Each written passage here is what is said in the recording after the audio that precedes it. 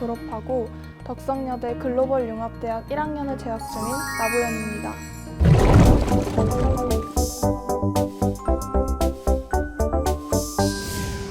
저는 고등학교 선택 과목 중에서 세계사, 동아시아사, 정치와 법, 심화수학, 생명과학이 가장 기억에 남아요. 동아시아사와 세계사는 사탐 중에서도 역사 과목이었기 때문에 친구들에게 인기도 별로 없었고 난이도에 대한 걱정도 굉장히 컸지만 저는 역사를 좋아하고 사학 전공을 하고 싶다는 생각하에 역사를 선택했습니다. 무엇보다도 융합적 인재가 되어야 하는 게 요즘에 가장 중요하다고 생각을 해서 인문계열임에도 불구하고 심화수학과 생명과학을 선택해서 들었는데 그 중에서도 심화수학 같은 경우는 확률과 통계에서 배운 내용들을 보다 더 심층적으로 실생활에 활용해 볼 수 있는 기회를 얻을 수 있어서 좋았어요. 심화수학을 하면서 사극이 점점 없어지는 추세를 직접 통계를 냈고 사극이 점점 없어진다는 걸 눈으로 확인을 해서 저는 사극 드라마 PD가 돼서 정통 사극을 부활시키겠다는 다짐을 하게 되었습니다.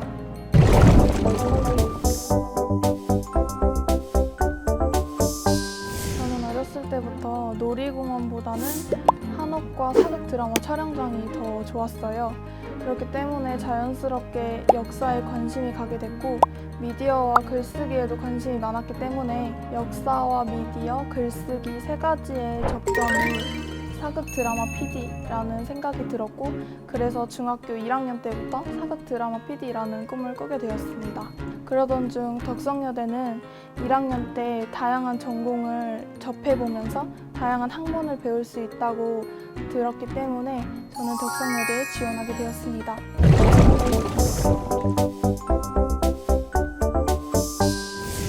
시간에 조선왕조실록에 대해서 배우면서 사관이라는 직업에 대해서 알게 됐어요. 그래서 그 사관에 대해서 역사탐구 자율 동아리에서 제가 발표를 한 적이 있었는데 사관이라는 직업이 역사를 후세에 알린다는 사명감 아래에 정확하고 진실된 역사를 알리는 역할을 했기 때문에 사극 드라마 PD와도 굉장한 공통점이 있다고 생각을 했어요.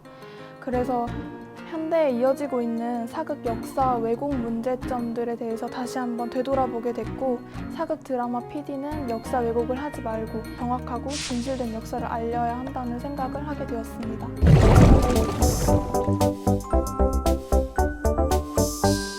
학교에 역사 관련 동아리가 없었기 때문에 역사를 좋아하는 친구들, 마음이 맞는 친구들과 함께 역사 탐구 동아리를 만들어서 거기서 위안부 할머님들께 편지 보내기, 그리고 전쟁기념관 답사, 그리고 역사를 모르는 사람들에게 우리 역사를 알리는 활동들을 많이 했어요.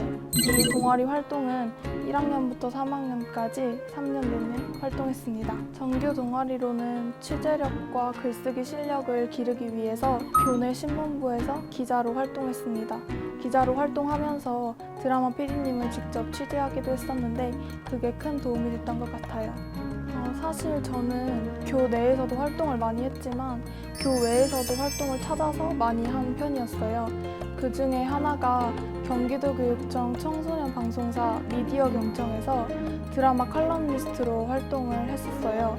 드라마 칼럼니스트 활동을 하면서 사극 드라마 촬영장에 답사를 갔었는데 촬영 현장에는 배우와 스태프들 그리고 엑스트라들까지 수백 명이 넘는 인원이 있는데도 열악한 환경에 제대로 된 화장실도 갖춰져 있지 않았어요.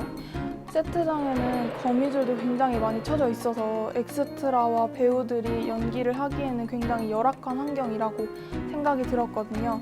그래서 그거를 보고 촬영 과정이 의무적으로 공개가 돼야 한다고 했고 제작 예산 한도 설정 등을 칼럼에 제시를 했고 감사하게도 제가 쓴 칼럼이 반응이 좋아서 지역 신문에도 기고가 됐습니다.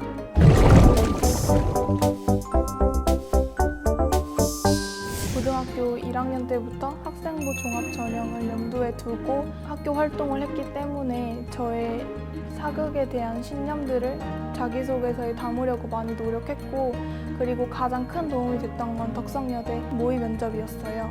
면접자분들께서 질문해 주시는 내용들을 먼저 경험해보고 같은 장소에서 시연해 볼 수 있다는 것이 가장 큰 도움이 되었던 것 같습니다.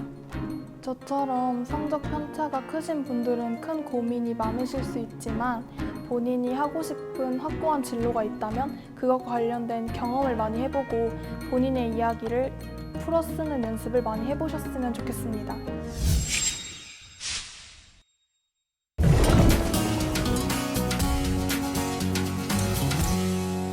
2022학년도 수시 모집의 변화는 전형이 갖고 있는 강점 요소를 활용해서 수험생들이 선택할 수 있도록 설계했다는 점입니다. 학생부 교과 전형은 총 2가지 유형으로 나뉘게 되는데요. 우선 덕성인재 전형 1은 서류형으로 서류평가 100%로 진행이 됩니다.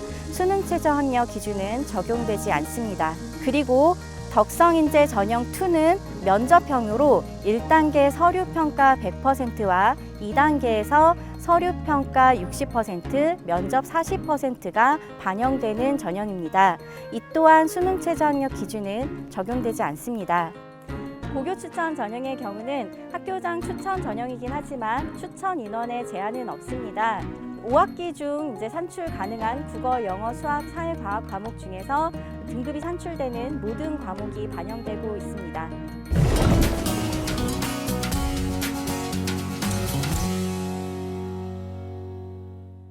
저희는 진로 선택 과목을 정량적으로 산출식을 계산해서 반영하는 부분에 조금 신중한 입장을 가지고 있습니다. 그렇기 때문에 학생부 교과 전형의 경우는 동점자 처리 기준에 저희가 포함을 하고 있는데요. 예를 들면 진로 선택 과목에 선택한 과목 수나 이수 단위 등을 동점자 처리에서 저희가 활용을 하고 있습니다. 그리고 학생부 종합전형은 평가 요소가 발전 역량, 학업 역량, 덕성 역량 총 이렇게 3가지인데요. 여러분들이 고등학교 교육과정을 통해서 과목을 선택하고 수업 시간에 배운 내용과 그리고 창의적 체험 활동을 통해서 학업과 관련된 경험들을 다양한 탐구 역량을 키우기 위해 확장한 내용들을 저희가 종합적으로 주목해서 살펴보고 있습니다.